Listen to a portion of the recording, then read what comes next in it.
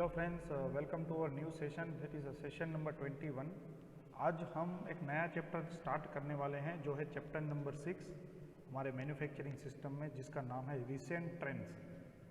Manufacturing system में हमने manufacturing engineering 1, 2 और 3 तक पढ़ा और आपको सारी casting processes, forging processes, manufacturing processes सारी समझ में आ चुकी हैं।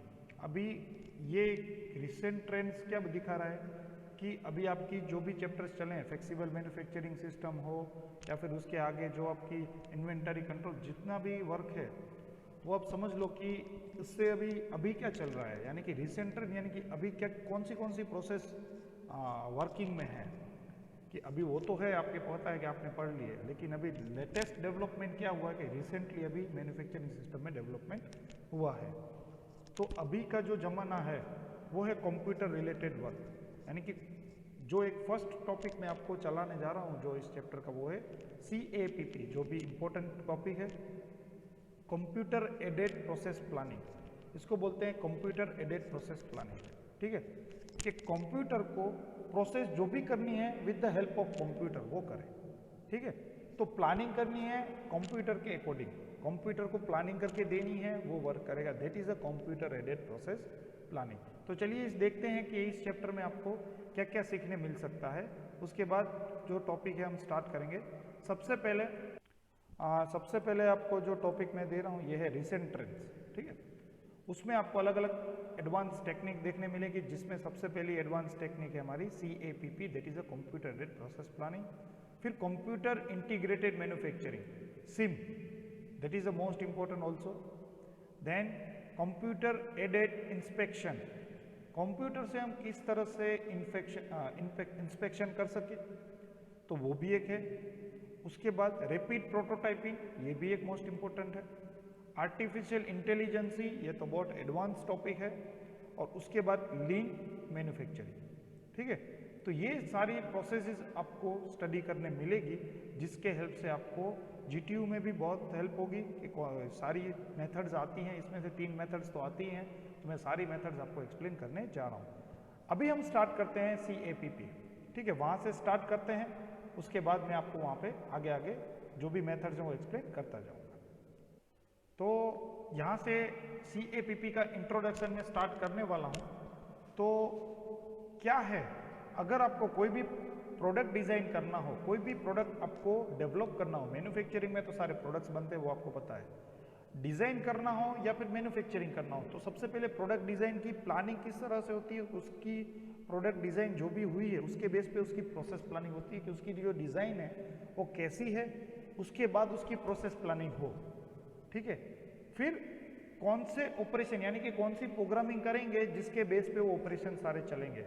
ये मैं सारे स्टेप बाय स्टेप बॉक्स आपको समझा रहा हूँ। Product design, process planning, operation और प्रोग्रामिंग, ये सारी चीज़ों को आपको मैं एक्सप्लेन कर रहा हूँ। सबसे पहला है प्रोडक्ट डिज़ाइन। आपके पास जो भी प्रोडक्ट बनाना है उसकी डिज़ाइन होनी चाहिए, तो वो आपके पास है। चलो, तो आगे बढ़ते हुए प्रोसेस प्लानिंग, अब उसके ऊपर कौन सी प्रोसेस लगेगी वो प्रोडक्ट को कंप्लीट करने के लिए, वो भी आपके पास है। तो आगे बढ़ते हैं कि उस प्रोसेस को हमको कंप्यूटर में प्रोग्रामिंग करना है, तो ऑपरेशनल प्रोग्रामिंग बोलते हैं, तो उसको आपको प्रोग्रामिंग करना पड़ेगा। उसके बाद जो भी आपने प्रोग्रामिंग की उसका वेरिफिकेशन होना जरूरी है। कुछ भी प्रॉब्लम हुआ तो आपको तो प्रोसेस मशीन नॉलेज है उसके अंदर पुट करनी है सारी चीज़ें, तो वो वेरिफिकेशन होना जरूरी है कि आपका जो प्रोग्राम है वो वर्क कर रहा है कि नहीं। अगर वो वर्क कर रहा है तो उसकी शेड्यूलिंग करनी पड़ेगी कि ये जो प्रोडक्ट है वो इस टाइप के प्रोग्राम में वर्क करेगा, उसके बाद नेक्स्ट प्रोग्राम ऑपरेट हो जाएगा और अगेन वो शेड्यूलिंग होगा, उसके बाद ही आपको एग्जीक्यूट करना है आपका प्रोग्राम। तो इस तरह से पूरा CPA वर्क करता है। उसकी इंट्रोडक्शन है, पूरा देखते हैं हम।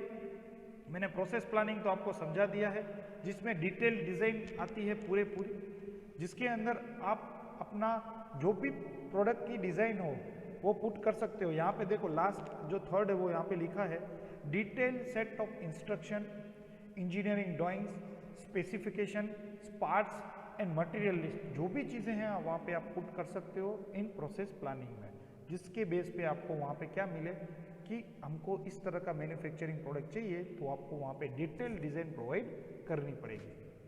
CAPP, development of process plan, that is the route C using the following, उसके लिए आपको 3 टाइप की प्रोसेस है वो डेवलपमेंट में होती है। सबसे पहले होता है variant computer aided process planning. ये CAPP का टाइप्स है कि आप किस तरह से इसके जो भी पार्ट्स है इसमें किस तरह से डिवीजन होता है। एक वेरिएंट्स और जनरेटिव, 2 टाइप की प्रोसेस प्लानिंग होती है CAPP में। वेरिएंट और जनरेटिव में आगे समझाता हूँ आपको। इसमें आपको डिजाइन में चेंजेस हो तो आप वो वेरिएंट भी चेंज कर सकते हैं, या जनरेटिव में आपको जो भी यूज करना है वो एक ही का यूज है। मशीन ब्रेकडाउन हो तो भी वहाँ पे हेल्पफुल रहेगा, ठीक है। तो इस तरह से आपको 2 टाइप की एक प्रोसेस प्लानिंग मिलती है, एक है वेरिएंट कंप्यूटर एडेड और generative computer aided.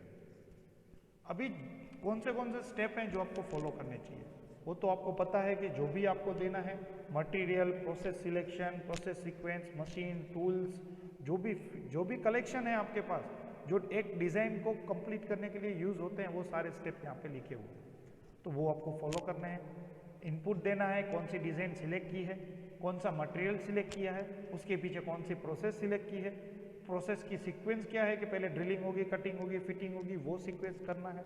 Tool selection करना है, सरफेस का डिटर्मिनेशन है कि सरफेस का फिनिशिंग किस तरह से चाहिए, कौन सा फिक्सचर यूज़ करोगे, कौन से पैरामीटर्स यूज़ करोगे, कितना टाइम लगेगा, कितना कॉस्ट लगेगा, वो सारी चीज़ों को आपको प्लानिंग करके ही आपको यहाँ पे मशीन में पुट कर देना है।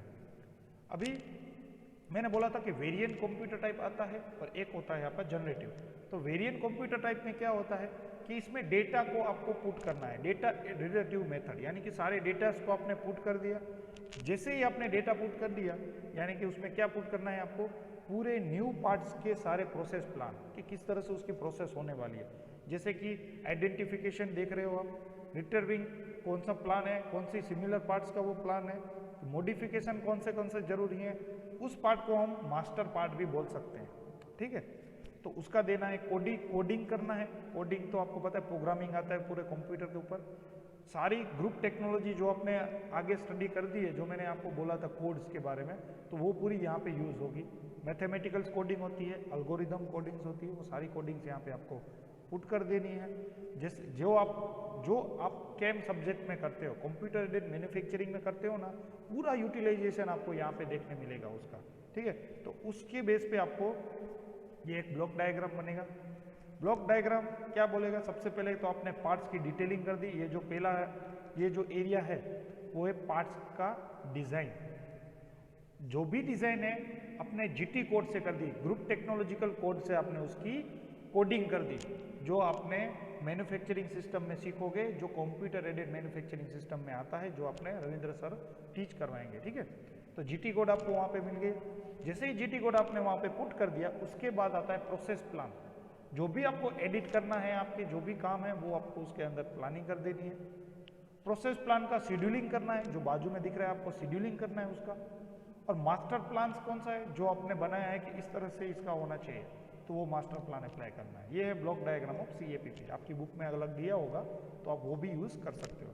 तो यहाँ पे वही चीज समझाइए कि किस तरह से आपको सबसे पहले पार्ट का क्लासिफिकेशन, स्टैंडर्ड प्रोसेस यूज करनी है सारी, मॉडिफिकेशन जो भी पार्ट्स में हो तो वो आपको अप्लाई करने हैं। तो उसके एडवांटेजेस क्या क्या होंगे, सबसे पहले तो इफिशिएंट मैनर में और टाइम बचेगा, लेबर रिक्वायरमेंट भी कम होगी, सबसे पहला एडवांटेजेस। डेवलपमेंट और हार्डवेयर कॉस्ट का यहाँ पे रिडक्शन हो जाएगा। आपको सिर्फ टाइम चाहिए कोडिंग करने का, तो वो आपको मिल जाएगा। तो वो आपको आराम से कोडिंग एक बार कर ली, उसके बाद सारे प्रोडक्ट उसके बेस पे मैन्युफैक्चरिंग स्टार्ट हो जाएंगे। डिफिकल्टी क्या क्या आएगी कि आपको मेंटेनेंस करना है, difficulty consistently during editing. Editing में आपको अच्छे से आपको वहाँ पे करनी है। अगर एक प्रोडक्ट रॉन्ग हो गया तो सारे प्रोडक्ट रॉन्ग हो जाएंगे। अच्छा सा कॉम्बिनेशन बेचना चाहिए, साइज, ज्योमेट्री, जो भी मटेरियल क्वालिटी जो भी आपने यूज़ की उसका एक कॉम्बिनेशन होता है, वो आपको अच्छे से इसमें प्रॉपर डिज़ाइन होना चाहिए। यानी कि सारे प्रोडक्ट्स में कुछ भी प्रॉब्लम हुआ तो वो कॉम्बिनेशन के बेस पे हो सकता है। फाइनली जो भी प्रोडक्ट बनेगा वो किसके बेस पे होगा, जो प्रोसेस प्लानर होगा उसके नॉलेज के बेस पे होगा। उसने कैसी कोडिंग की है, कोडिंग रॉन्ग होगी तो सारे प्रोडक्ट्स रॉन्ग हो जाएंगे। दूसरा होता है जनरेटिव। पहला था आपका वेरिएंट टाइप, अभी है आपका जनरेटिव टाइप। जनरेटिव टाइप में क्या है, सारे फॉर्मूलाज, एल्गोरिदम्स सारे यूज होते हैं, जिसमें आपको जो भी पार्ट्स दिया है उसको रॉ मटेरियल की तक फिनिशिंग स्टेप में आप ले जा सकते हो, जिसमें आपको जियोमेट्रिकल बेस कोडिंग भी होती है, एक नॉलेज बेस भी कोडिंग होती है, 2 मेजर कंपोनेंट्स है। तो इसका जो लॉजिकल पार्ट्स है वो इस तरह से होगा। बेसिक पार्ट डिस्क्रिप्शन आपको देना पड़ेगा, यानी कि पार्ट की डिजाइन देनी पड़ेगी जिसके अंदर लॉजिकल पार्ट्स होंगे। लॉजिकल पार्ट्स में आपको एक लास्ट चैप्टर ऊपर का जो चैप्टर नंबर 5 है पीएलसी वाला, वो चैप्टर में लॉजिकल पार्ट्स कौन से होंगे वो आपके वहाँ पे आपको मैं टीच करवाऊंगा। उसके बाद प्रोसेस प्लान, और उसके बीच में जो मैन्युफैक्चरिंग फैसिलिटी आपको देनी है, कौन सा मशीन टूल यूज़ करोगे, कौन सा कटिंग टूल यूज़ करोगे, कौन सा मटेरियल होगा, कौन सा जिग्स होगा, तो ये सारी चीज़ों को आपको प्रोसेस प्लान लॉजिक में ऐड करना होगा, उसके बाद ही प्रोसेस प्लान स्टार्ट होगा। तो ये होगा ब्लॉक डायग्राम ऑफ जनरेटर। तो नॉलेज बेस और जियोमेट्रिकल बेस में आपको पता है कि उसमें जियोमेट्रिकल बेस कोडिंग में साइज, डायमेंशन और वो देना होता है। नॉलेज बेस में आपको लॉजिकल डिसीजंस देने पड़ते हैं, जो आपको लास्ट जो पीएलसी चैप्टर है, चैप्टर नंबर 5, उसमें मैं आपको करवाऊंगा, तब आपको यहाँ पे नॉलेज बेस का जो डाटा है वो भी पता चल जाएगा।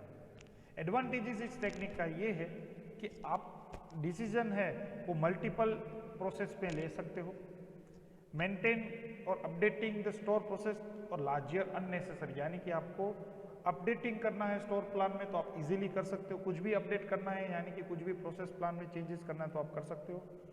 एग्जिस्टिंग कंपोनेंट्स में आपको नया कंपोनेंट ऐड करना है तो भी आप प्लान कर सकते हो इजीली।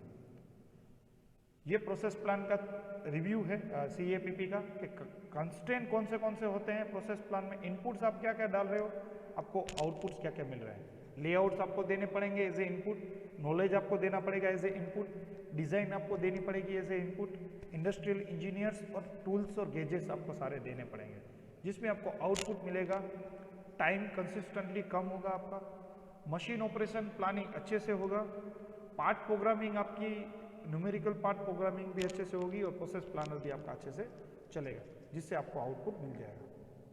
एडवांटेजेस जो मैंने बोला वही आप यहाँ पे रख सकते हो। स्किल रिक्वायरमेंट प्रोसेस प्लानर यहाँ पे बहुत कम हो जाएंगे, क्योंकि आपको एक ही पार्ट प्रोग्रामिंग डालना है, उसके बाद जो भी पार्ट का प्रोग्रामिंग किया है वो पार्ट आपका ऑटोमेटिकली मैन्युफैक्चरिंग होता जाएगा। तो ये सारे एडवांटेजेस यहाँ पे आप देख सकते हो। तो यहाँ पे CAPP है, वो है आपका कंप्यूटर एडेड प्रोसेस प्लानिंग। किस तरह से कंप्यूटर के हेल्प से आप प्रोसेस प्लानिंग कर सकते हो उसका पूरा यहाँ पे रिव्यू मैंने दिया है। तो छोटा सा इंट्रोडक्शन था CAPP का, और यहाँ पे मैंने आपको उसका पूरा डिफरेंस, 2 टेक्निक्स थे उसकी, वेरिएंट और जनरेटिव, वो भी मैंने आपको एक्सप्लेन की है। तो इसमें कुछ 2 टेक्निक्स हैं, और जो ये 2 टेक्निक्स मैंने ऑलरेडी आपकी वर्कबुक में प्रोवाइड की हुई है। तो CAPP की पूरी डिटेलिंग वहाँ पे करना, ट्राई करना अपने आप पढ़ के लिखने की। जो भी डाउट्स है मैं क्लियर करवा दूंगा, अगर आप कहीं पे भी डाउट्स है तो मुझे कांटेक्ट करिएगा। CAPP का यहाँ पे जो टॉपिक है वो कंप्लीट होता है, आप एक बार पढ़ोगे तो भी आपको पता चल जाएगा कि इसमें क्या करना है। ब्लॉक डायग्राम हमेशा आपको यहाँ पे ड्रॉ करना है, जिससे आपको हेल्प मिलेगी लिखने के लिए। और कहीं पे भी डाउट हो और कुछ भी प्रॉब्लम हो तो मुझे कॉन्टेक्ट करिएगा। नेक्स्ट सेशन में मिलेंगे, तब तक के लिए गुड बाय।